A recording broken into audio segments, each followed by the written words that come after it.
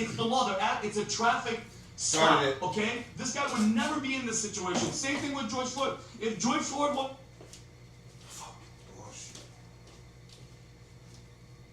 the scumbag, he never would have met that cop, Derek Chauvin, if you weren't a scumbag. Okay, and this guy's a scumbag in my eyes. And Rob, play this video of what the sheriff said. Social media is not reality. One video clip, devoid of context, can be very misleading.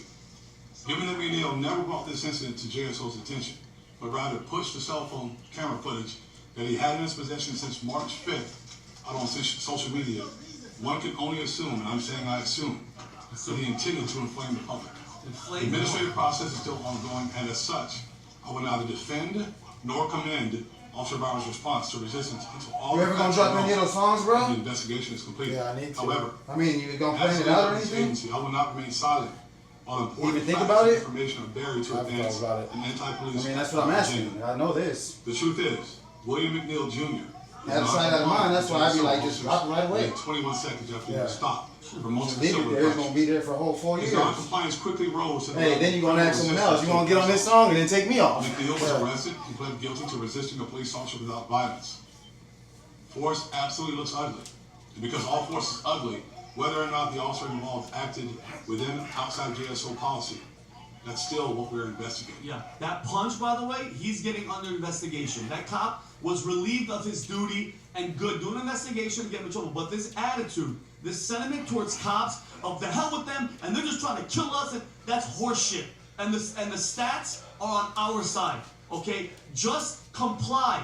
Give me your driver's license. You know how easy that is? Here. Okay, officer, I didn't know. I'm sorry. Let me put them on. Bye. You're gone in 5 minutes. Instead, you would have played this. Roll the window, close up, not listen. That's what you get. That's what you get. But don't try to. That's when you're trying to inflame the public and try to make us against cops. Oh, the cops are trying to kill us. His family was speaking up too, like, oh, it's just because he's a black man. And no, bullshit. It's because you're acting like that, and that's the behavior. I just love the way that this sort of played out. I like the way that our friend Rob sort of teed this up, because if you only see the first video first, he's a victim. I was shocked. Yeah. Shocked. And then the one thing, like, punch him in the face. I'm like, oh my, here it is again, George Floyd. Yeah, exactly. Michael Smith, there it is. And you know the weirdest part? The weirdest part, I don't know if you can play that video, Rob.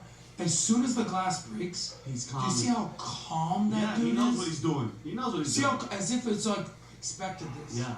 And it's on camera. And it's on camera. It was like, that was the, see how calm he is? Watch. Look how calm he is. Yeah, look.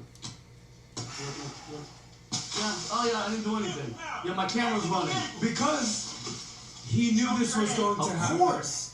And what's so look how innocent he looks. What's so important is playing the beginning and then also the ending of this, because it tells the truth.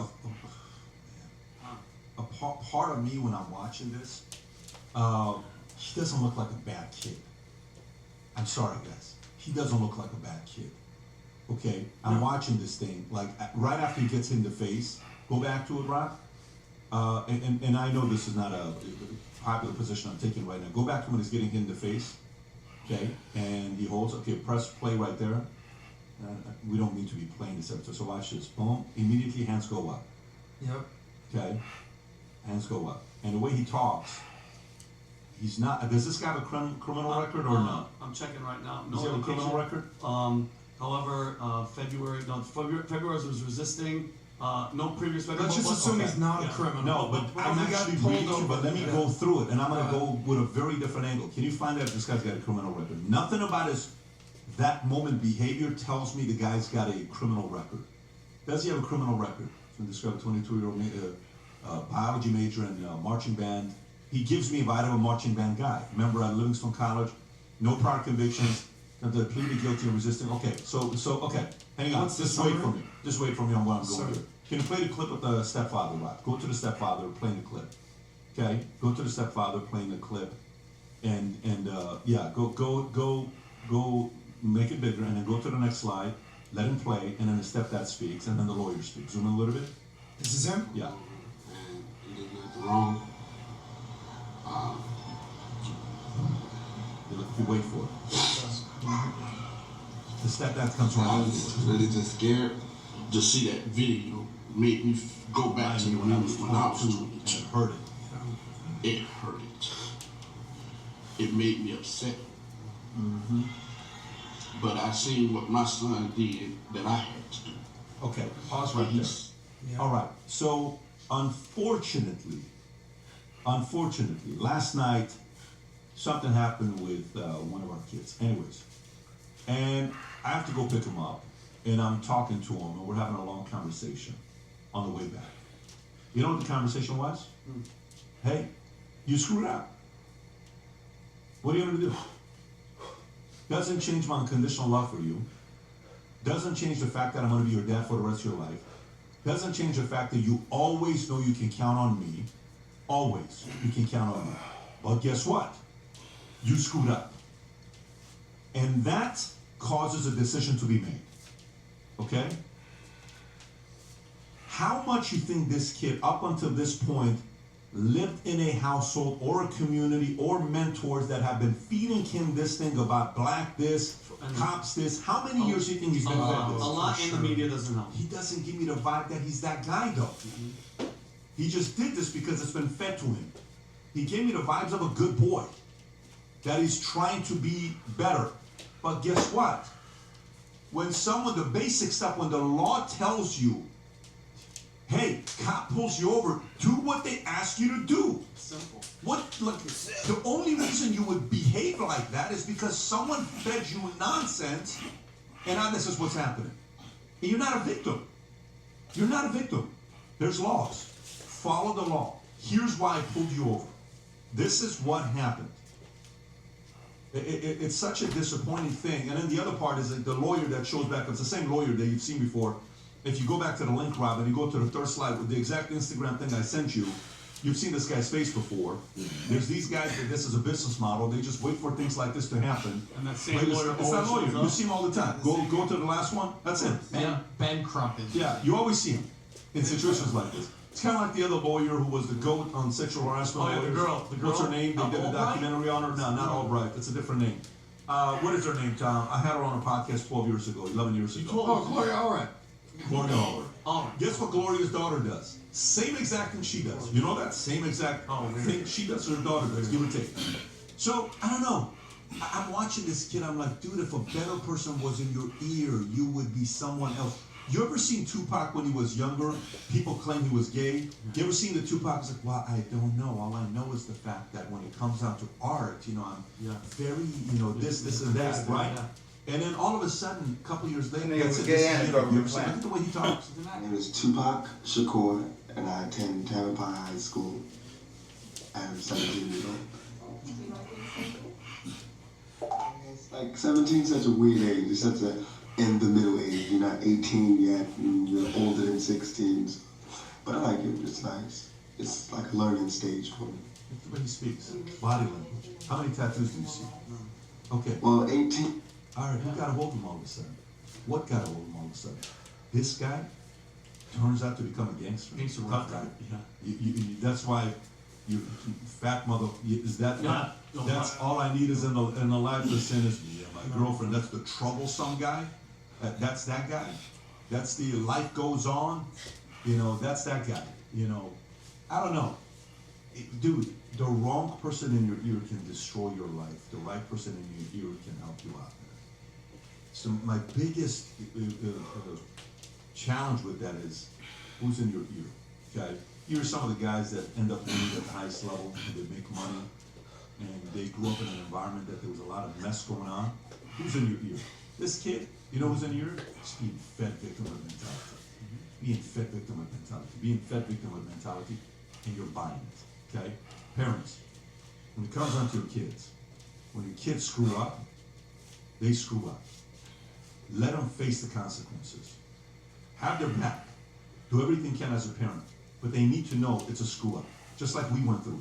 Tom and I were having a conversation yesterday. And, when Tom was a kid, he was also pretty, what's the word?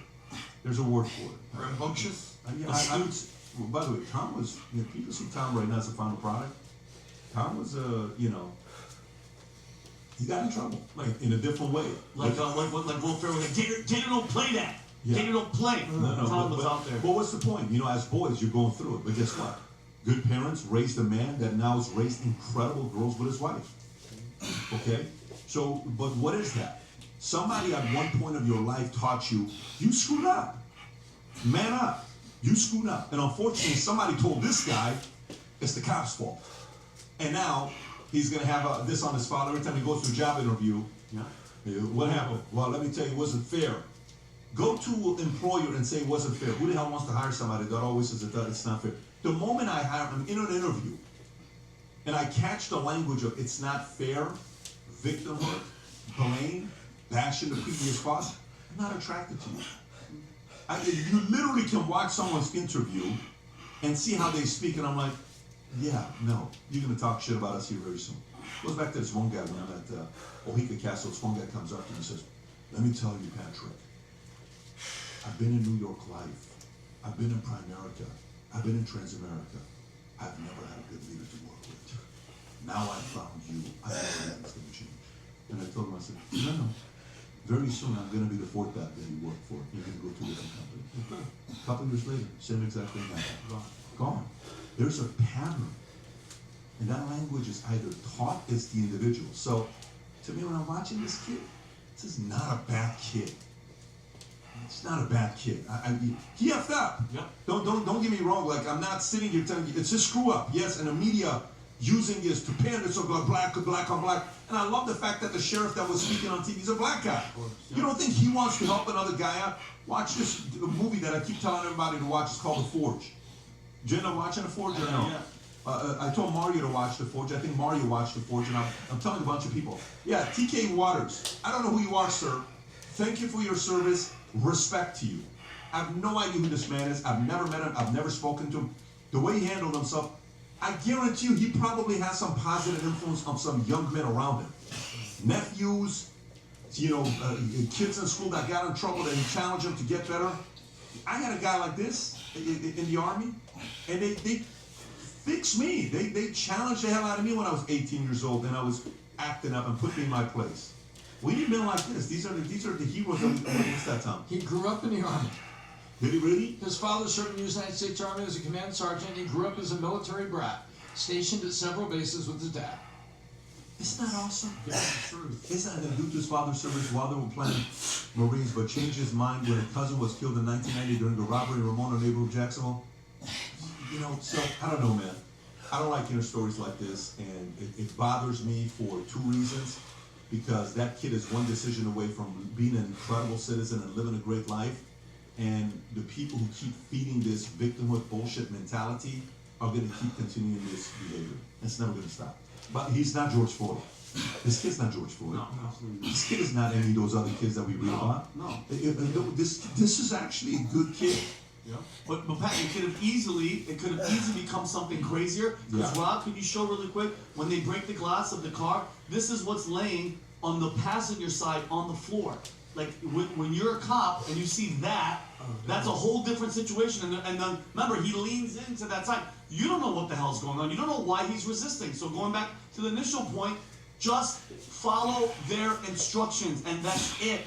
That's it. It never has to escalate. What is that, by the way? Is that a Unshield Crocodile Dundee knife okay? So that's a Crocodile Dundee knife. laying on the floor unshielded. That's Tapa ramen. That's water. Do you see anything wild, anything No. crazy there, or no? No, Other deodorant. than the Is knife. that deodorant? Yeah. So the only thing is the knife. Yeah. But do you see crack pipes? Do you see anything No. like that? No, not at I don't all. see anything like that. Adam. Look, you don't know what someone's going through until you really kind of step into their shoes. Yesterday I was having a conversation here at Valuetainment, and it's a guy we know, we all know him, we all love him. And I was like, what's up, man? You okay? He's like, you don't know what I'm dealing with right now.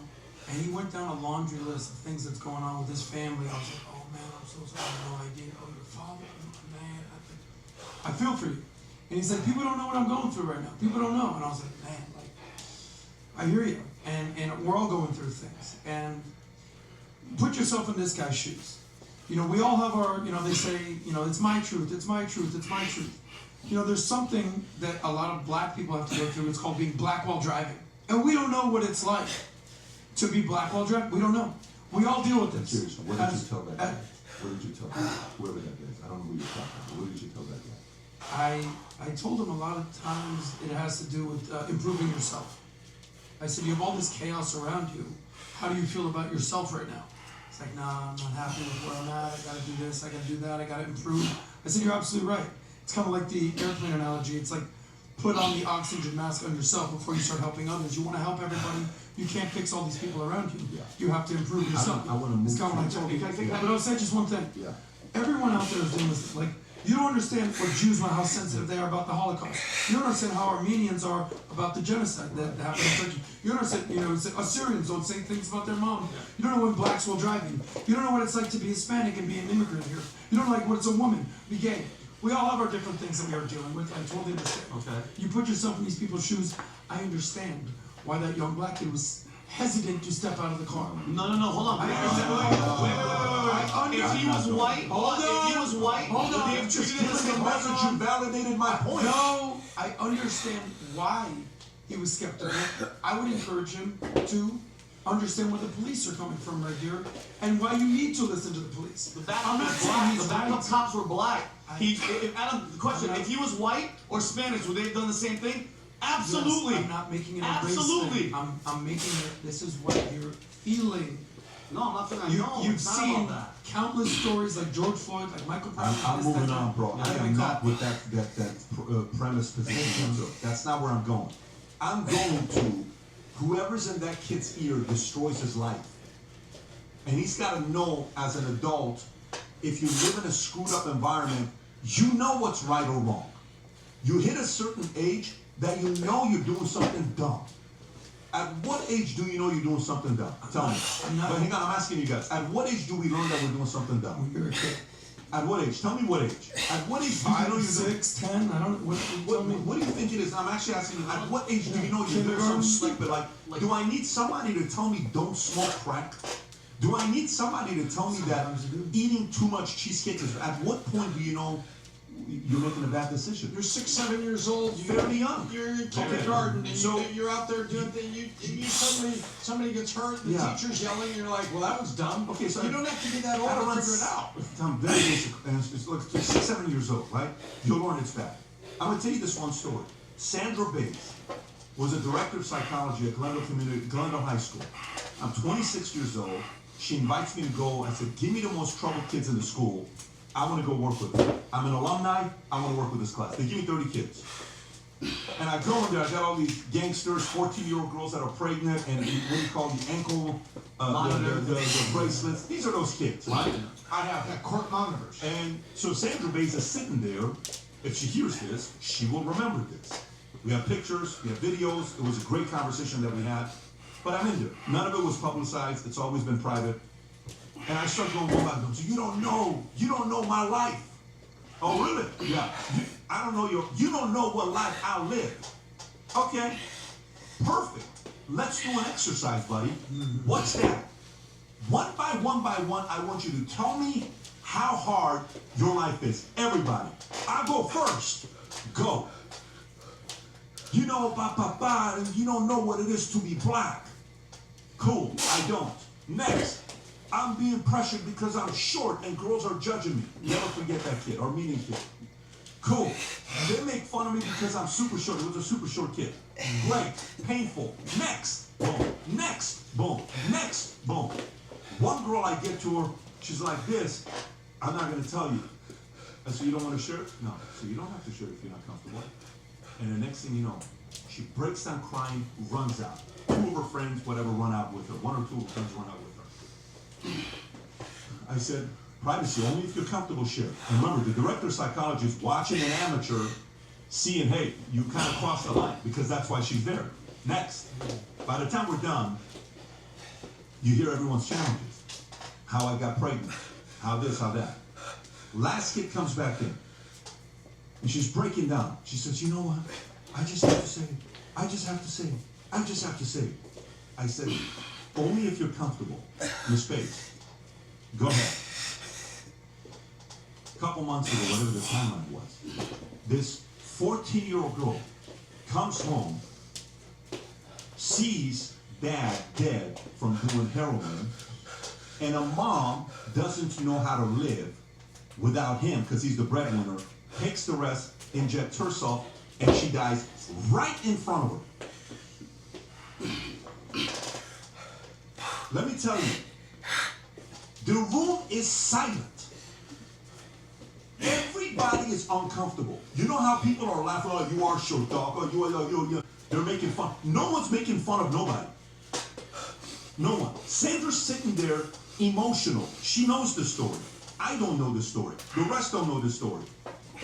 And everybody's like coming around, I'm so sorry, I'm so sorry. It was such a beautiful moment. And you know what that was? Here's what that was. I used that moment for the rest of my life when people would tell me how hard it is to build a business, how hard it is to raise kids, how hard it is to do this. I'm like, bro, whenever you get up thinking your life is so hard because the challenges you're feeling, you want everybody to feel sorry for you, trust me, I ask at the end, who in this room is willing to trade their problems with her? No one. I said, then stop bitching about how hard life is. Because there's somebody else right now that's holding their baby, and they lost them. A 6-year-old, a 10-year-old, and they lost them. That's pain. Don't tell me how hard your life is. There's somebody that lost a parent. That's life. It sucks. It catches up to us. Had a client of mine that said, his 25-year-old wife, brain cancer, and she dies. Out of nowhere. How does that happen? Is that fair? No.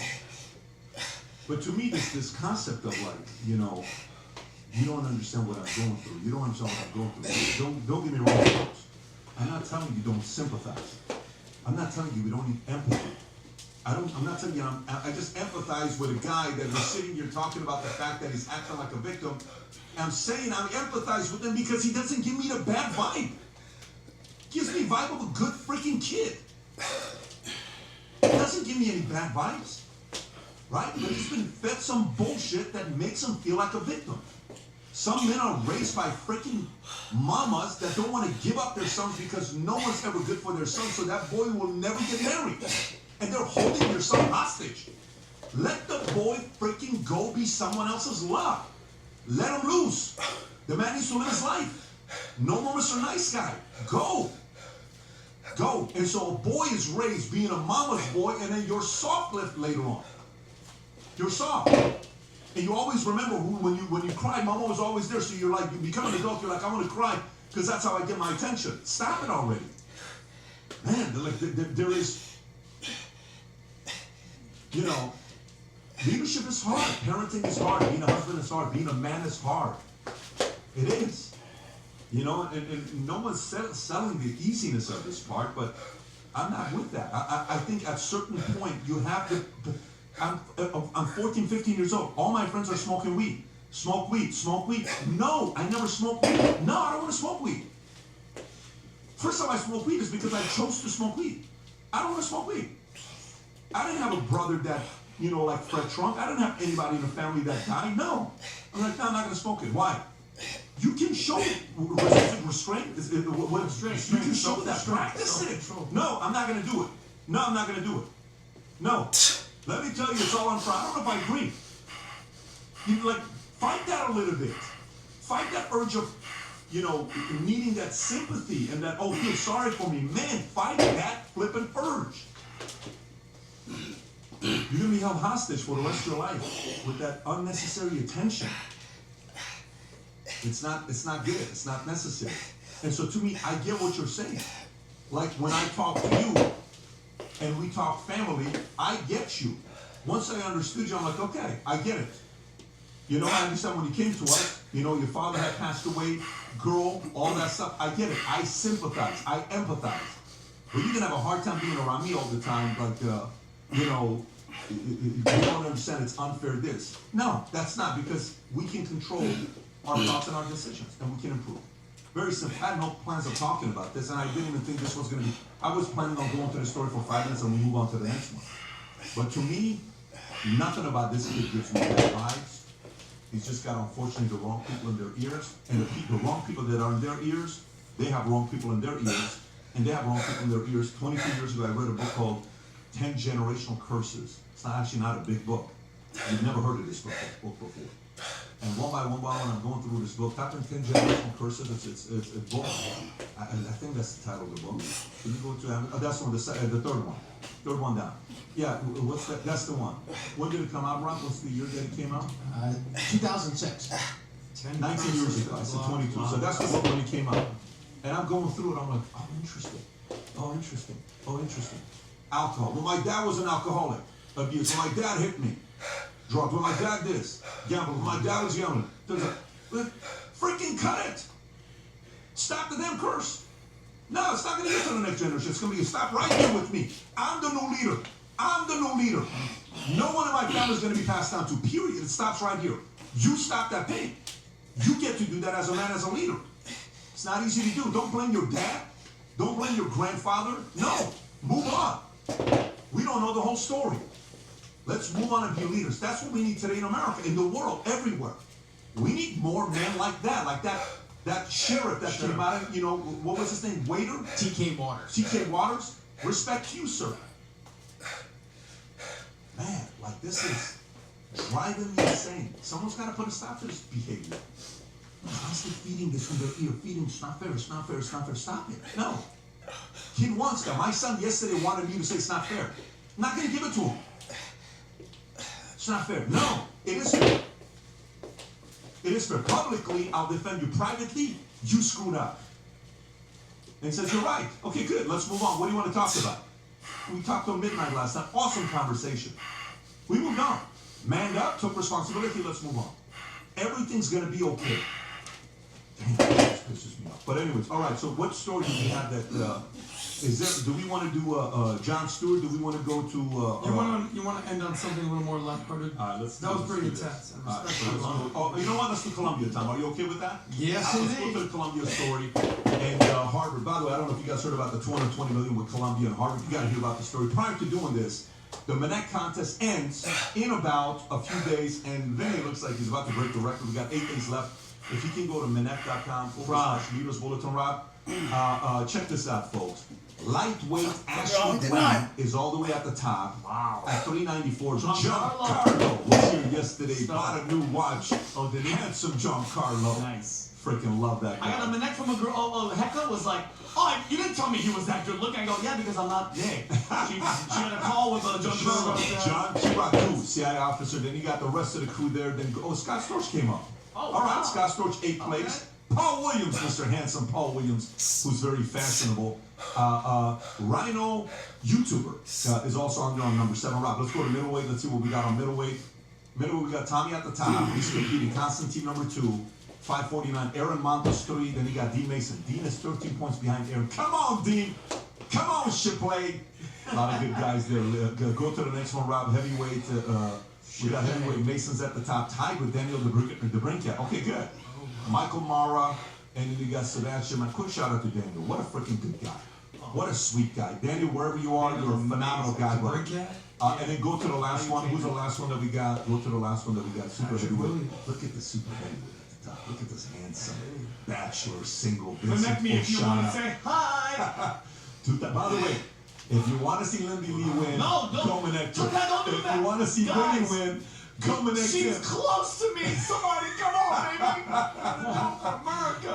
And then you got the rest of the camp that's on there, and we'll see what will take place. But on the user side, go to the user side. I sent somebody to Zeus Vega the other day. Zeus wrote such a phenomenal article about Manek and what he uses. I shared it all over Manek's support, which is Kyle Lamb, Michael Lamb, and Shataj Anwar, top 3. They're competing to come to the dinner, and then go to the next one. Rob, by the way, anybody can start competing for that as well. New people existing. Zeus is not, it's not even close. 3,100 points. Holy 3,100. Dalton, Dorothy. Look how close Dalton and Dorothy are. And then Hector's at 4th place.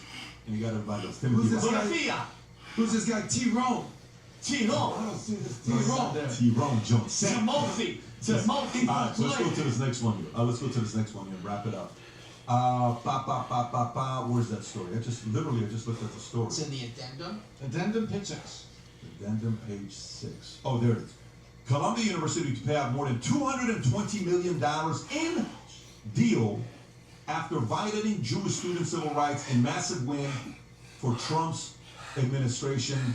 Brandon and Humberto are very excited about this. Let me go to it right now. cheering in the So back. as you go to the story, the Trump administration secured a settlement with Columbia University requiring the Ivy League school to pay more than $220 million, including $200 million in settlement discrimination claims and $20 million to the Jewish employees discriminated against them in anti-Semitism demonstration on October 7, 2023.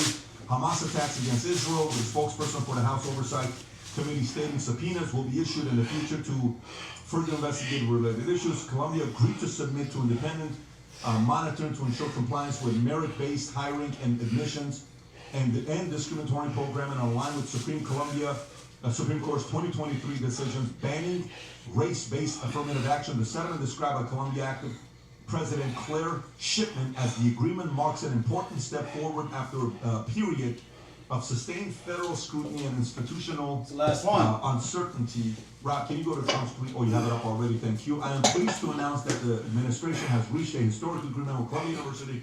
They've agreed to pay a penalty of $200 million to the United States government and a $20 million Jewish employees who were on the target. Columbia is also committed to ending this ridiculous DEI admitting student-based. I thought you were on 12s already, my bad. And protecting the civil liberties of the Twenties. numerous other higher education institutions that have hurt so many and been so unfair and unjust, have wrongly spent federal money, much of it from our government and upcoming, oh damn, meaning they're coming up. It's a great honor to have been involved, and I want to thank and congratulate Secretary Linda McMahon and all those who worked with us on this important deal. I also want to thank and commend Columbia University for agreeing to do what is right. I look forward to watching them have a great future in our country, maybe greater than ever. I love the tweet. Tom, thoughts on the story? Well, attention Yale, Harvard, Brown, Dartmouth, who am I leaving out? Syracuse, you know, the rest of the Ivy League mafia. Guess what? You're next. This is called a precedent. This is called, wait, let me quote a famous liberal that some of you Ivies may like, an inconvenient truth. This is a very inconvenient truth because it's an inconvenient precedent. It's got a dollar figure, it's got a date, it's got a reason, it's got to be a problem if you're Harvard. And they are also saying subpoenas will be issued in the future. Why? Because people are going to come forward to find out who gets what of the $200 million and the $20 million to the employees, because they're going to get to the bottom of who was discriminated against. And by the way, these are Jewish employees that were afraid to go to work, that were heckled walking in, that were physically, they weren't beaten, but they were jostled about and they were chased. They were very scared going into work, and they're being surrounded by these crowds. And $20 million is going to go to the Jewish employees who are discriminated at. And by the way, below into the fine print, which is something that the NYPD wanted, you know what it is, Vinny? A ban on mass protests. Guess what? If they were to say, hey, there's people protesting in the quad, they're saying these things like this, and they're wearing masks, NYPD, not the university PD, NYPD said, yeah, we'll be right over. And guess what? You're taking your mask off, buddy, so you can't have masks. This is huge on about 5 different layers. Something happened on Columbia, and they didn't push back at it. Meanwhile, across the aisle at the Ivy League, Harvard was in court within the last week, pushing against, trying to get their grant money back, criticizing the Trump administration, being complete jerks about their defense, not Were wanting. they really being complete jerks? Harvard was completely rejected. Now, does Harvard feel that they have a point? Does Harvard feel that they have a legal angle? Does Harvard feel that they have something? Yes, they do. But when you step back and look at it, you guys are being uncooperative and you're using the court system to protect your grants is what you're doing. And so, okay, all right, you want to do that? Well, that's just what? So you want to make it legal. That's what you want to do, Harvard? Last week you were doing this, disrupting these hearings and doing all this stuff, and you want to take legal thing with the administration? I've got some legal thing. The State Department would like to know about how you have been approving visas and would like to know about how you have been sponsoring people with visas, and the State Department would like to know what countries you've been specifically bringing people in from and what you're doing and how you've been doing it. So why don't we talk about that? So now what Harvard gets now is Marco Rubio saying, all right, well, you want to take the legal path? Tell you what, the State Department would like to open up some hearings and would like to find this out. Instead of Harvard getting with the program saying, hang on, let's see if we can talk about this. They go to the microphone, Pat, and say, "This is yet another retaliatory step by the Trump administration to violate Harvard's First Amendment rights." Wait a minute. Check the quote. How is the State Department doing an investigation into your practices of assisting foreign students to get visas have anything at all to do with your First Amendment rights? So you know what they're doing? The inflammatory quote. Yet another retaliatory step by the Trump administration to violate our rights. So here you've got Columbia saying, all right, we're going to agree. We're going to pay some money to some people. Those Jewish employees were totally terrified. It was bad. We're going to give them a settlement too. We're going to take care of this, and we're going to submit to oversight. We're going to submit to the subpoenas, and we're going to clean all this up. Sorry about that, and now that's what we're going to do. And this is Columbia's acting president, Claire Shipman. Why is there an acting president? Because the other president was stuck in a cannon and shot out at something hard. Yeah. So that's that. And meanwhile, you've got Harvard wants to make everything a legal bitch and make everything a fight and everything pushing back. This precedent at Columbia, I hope it carries forward. Because there's a tale of two cities. We will keep litigating, we will keep pushing, we will keep doing all this stuff at Harvard. Columbia says, you know, maybe we effed up and maybe we should just sit down and get a settlement together and get on with life. That's what Columbia did. And that's what the president tweeted on Columbia. Said, thank you, let's get on. And by the way, good for them on that happening. Switch But up, This pull up. is the beautiful thing about bullying and bad policies. You can only get away with bullying for so long, especially in America. You can only get away with it for so long. You can only get away with bad policies for so long. Eventually people run into bad policy. Go to Detroit, Dearborn. At once, it was one of the greatest cities we had in America. Wealth, everything, liberal policies showed up, destroyed the place. Look at California. Unemployment, they were in the top 20. They were not the top 5 or top 10. Do you know the year before Newsom became governor, what California ranked in unemployment? Number 16. You know where California is at right now for unemployment? Number 1. Yeah, so listen, it's on Newsom. You go to Florida, we have Newsom a lot here, the fact that he doesn't own a house or a car. The reality of it is, the best governor, DeSantis in Florida. The reality of it is, guess what? He did great for Florida. People feel safe raising their kids here. It's a great environment. He's done a phenomenal job as a governor. But bad policies and bullying eventually gets exposed, and that's exactly what these Ivy League schools were doing for the longest time. And anyways, Adam, your thoughts on the story? Well, these universities are supposed to be safe spaces. How many times have you ever heard that? It's a safe space. You gotta protect yourself. It's a safe space. Unless if you're Jewish. And we've seen so many times, you know, during COVID, there was Stop Asian Hate because people were hating on Asians because they thought, oh, you started COVID. All right. It's very prejudiced and it's very racist.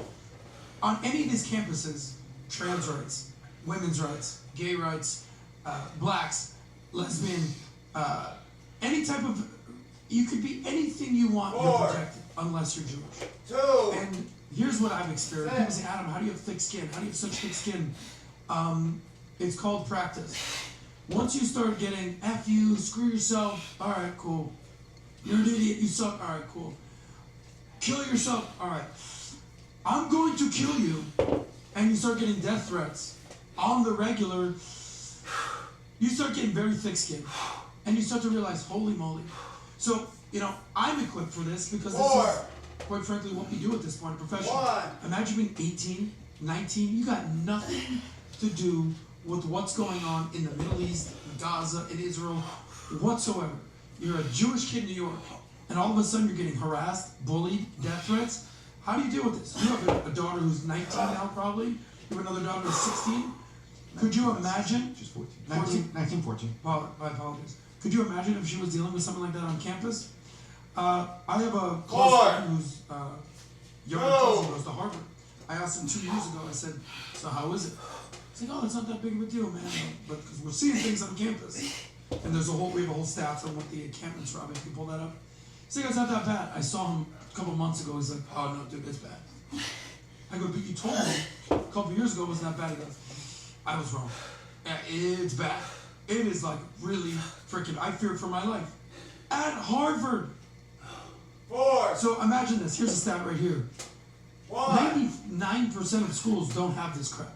Most kids in schools as you can see here, are just going to school. They're not protesting. They're not having encampments.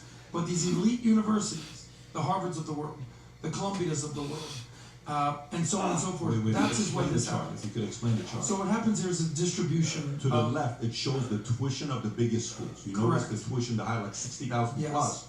That's Ivy League.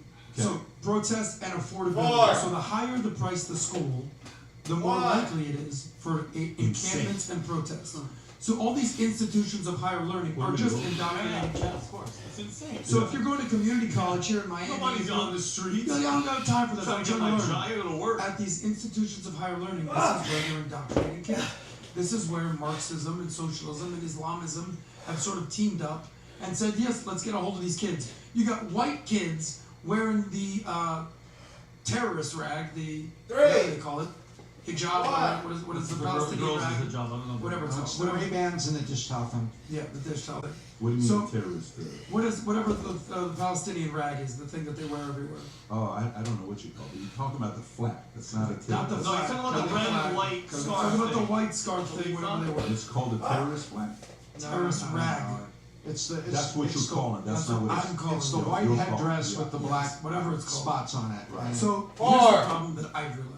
Yo! Do you know what Bibi Netanyahu's approval rating is in Israel? In Israel. It's somewhere around 30-40% it hovers. Meaning in Israel, 60% plus of Israelis don't approve of what he's doing. It's a democracy. Just like in America, more than 50% of the country doesn't approve of Trump. It's a democracy. 46% of respondents, there it is right there. So here's the challenge that you have in the world right now. All right, so you don't approve of Netanyahu. All right, so you hate Israel. Okay, cool. All right, so because you hate Israel, you hate Zionism.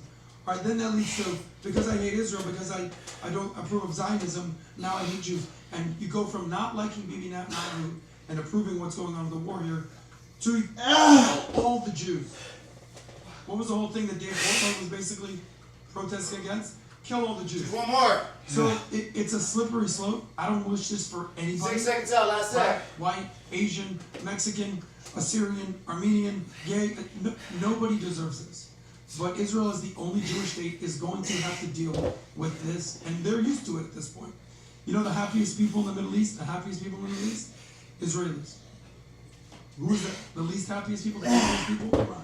Iran. So that should tell you something right there. To my Jewish friends out there, I'll just say this. Start developing thick freaking skin. That's all I can tell you. Because this ain't going anywhere. Get used to it. Be proud. Be who you are. Be reasonable. I've embroiled this into 3 things, if I may. There's the people out there who basically say, Israel can do no right. They're the worst. Kill all the Jews. You're never going to win these people over. There's the people who basically are Israel. Israel can do no wrong. They can't do anything. Everything, they got to protect themselves. I'm not even in that camp. Then there's the reality, and this is my opinion, that Israel is a good country and a bad freaking neighborhood, and sometimes they got to do some pretty bad things to some bad people, and that it's kill or be killed in the Middle East. You went on a nice little lecture yesterday in our meeting about you guys don't know what it's like on that side of the world. You have no clue what it's like in the comfort of your own home in America or in Western cities, what it's like living in that side of the world. I say this all the time, that the Middle East is not the Midwest. You have no clue what it's like when your neighbors are Hamas, Hezbollah, the Houthis, Islamic Jihad, and what's going on. You have no clue. In America, we're freaking out about Tren de Agua. This is Tren de Agua times 10. And you should be living in Iran right now, straight up. But because Islamic evangelicals, terrorists, took over Iran, we have the luxury of having PBD here now. You shouldn't be here. There's a lot of people in the world being displaced because of what's going on in the Middle East. Support me now. You want to send them back? We're all going to be out of jobs. So But PBD, if you would, please, take a sec. Why? Yeah, yeah. What you said yesterday was very true. What don't people understand about living in the Middle East?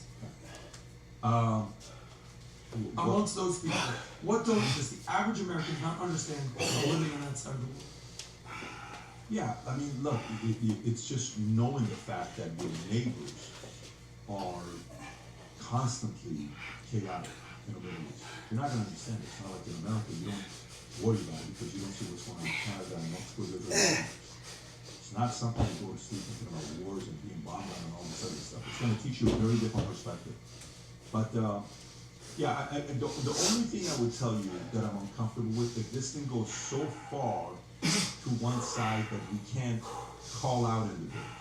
That's the only thing. So as long as it goes to a point that I can't call out in debate, that now you're dealing with freedom of speech, and that's a problem. No matter what it is, I should be able to call out, the president, Trump. I should be able to call out Obama. I should be able to call out, people should be able to call me out. I should be able to call out blacks, whites, Jews, Christians, Hindu, Muslims, everybody.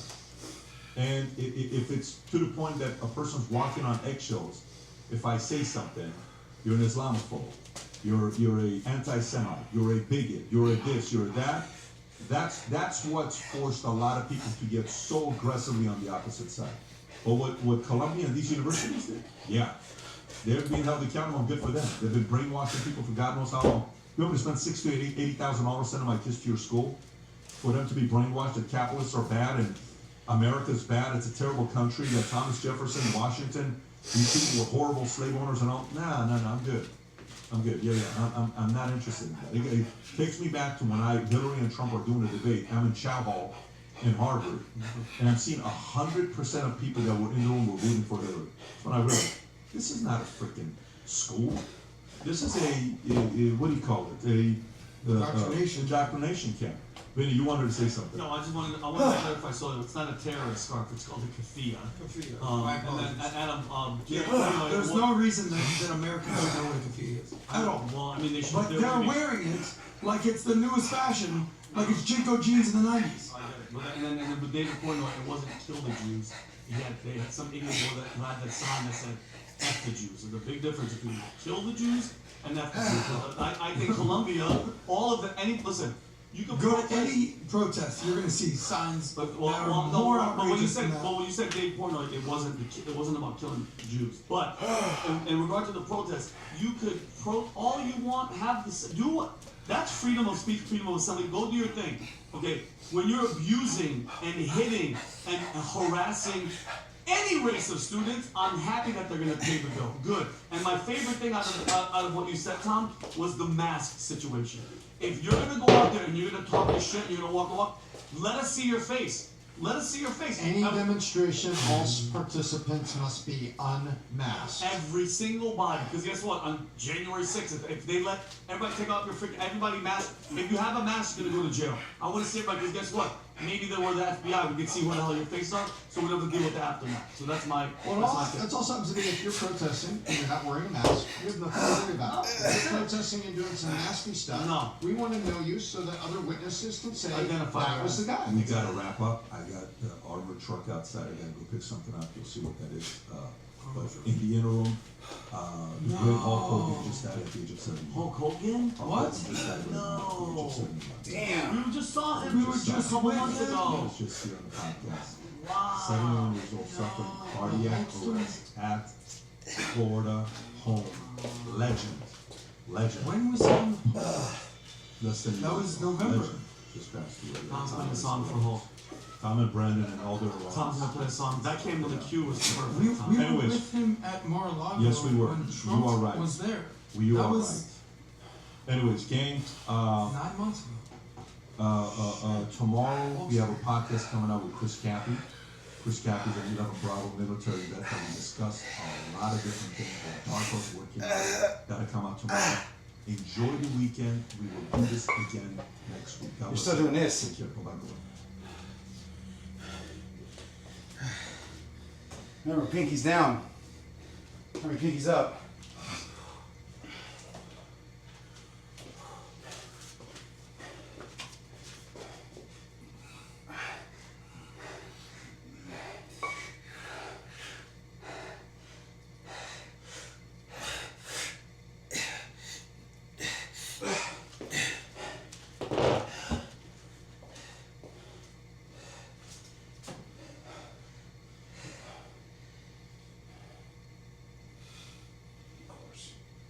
Set. I got it like a crack addict, serving all these crack addicts, killing niggas like I bad habits, taking me drugs like a damn addict. That's what you got, but I've been had it. Taking my drugs, but I've been savage. Living the drugs like a nigga addict. Spin on the block, my gun's bad. Spin on the block, get funky from crashing. The clip slip to the maxi. Every day I be relapsing, fucking your bitch all up in the backseat. I don't get paid no salary. Outwardly, I'm speaking factually. Hustling, that's all in my jeans. Yeah, you tucked up in my jeans. 223 with a bitch. A bitch told me I was in the dreams. I been this shit, bitch cheese. A bitch like me, no cheese. I been this shit, no ski. I been lit, I stop a kid. Shoot shit like a redneck. I love my bitch, she get 2 checks. I'm always on some of this whole shit. I'm from that, always with a click. I'm always with a bitch. Never on no whole shit. Walk around with 2 blicks. Always with a Chris. Trying to make my grandma's rent. Finna buy my mama a bitch. Best believe I got my ends. Do it off with my man. Do it off with a twist. Mad as fuck. Peppers got the 26. Complex with the baby stick. Damn, I miss my baby. Been with it since I was 10. Been hit it, I hit it again. Got caught on August 10th. Never short, I got them bands. Lawyer in court. Got a little 10. Blick automatic. Lock my trance. Been with it, I say they can. Shoot they block them and do it again. Block them. I said it's a Sinatra. Real steppers. My niggas some shotters. Few the guys hold it down and lock it. On the block, so I move that block. And the team been jumping the doctor. Full 16 for you and your mama. Dream team, you wish you was fathers. Baby, baby, I'm trying to accomplish. Big team, I'm trying to make happen. Niggas things I already been dropping. Big team, nigga, I ain't the captain. Big teams trying to hold me captive. Big things, I'm hopping at it. So hot, nigga, you gon' need that ladder. Bad little bitches, I'ma need you to act up. Screaming in them eggs with a spatula. She riding my dick in the bathtub. After that, give me the back rub. Got her rolling my punch. Back to back, chicken feather in my last one. Nigga, stop calling me a bitch, trying to win shit with me. You don't even matter. He breaking down the crib alone. While this bitch breaking down my flower. Shut up, straight to the face. While she put down my trousers. Mama knows I'm a wild one. Fell in with a stolen gun. Raised in the corner, don't corner us. Put that gun to your cornea. My cars, I stay flooring them. Cheap bodies, nigga, put the foreigns up. Been had you, nigga, get your hustle up. Ain't no one coming close to us.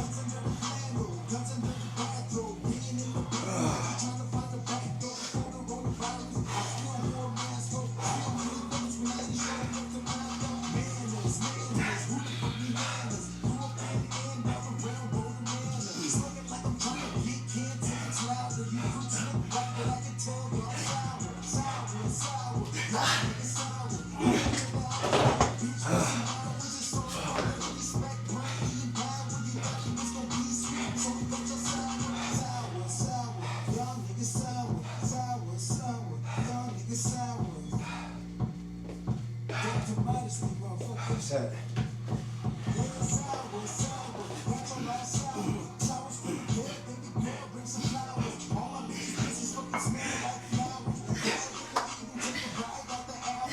Snakes,